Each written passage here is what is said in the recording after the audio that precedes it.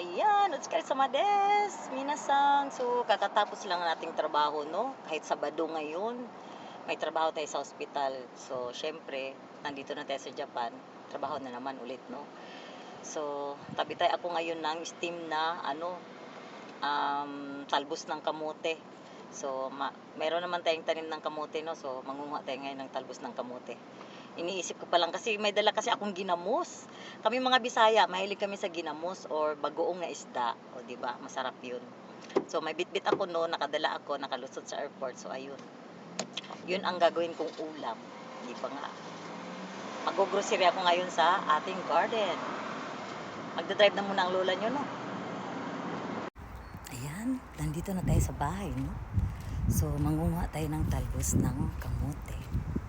Ayan, nandito tayo ngayon sa ating garden. Hindi na ako pumasok din sa entrance ng bahay. So, mangunguha tayo ng talbos ng kamote. Kasi madami tayong talbos ng kamote dito sa ating garden. Ayan, oh, grabe.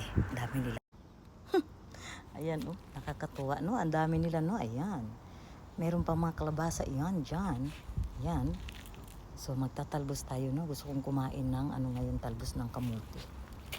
Ayan, mag-i-steam tayo kasi meron tayong ginamos. Ayan, no? Look.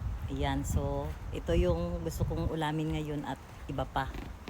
Ayan, pero ito yung pinaka main ko talaga na ulam ngayon. Ayan, oh.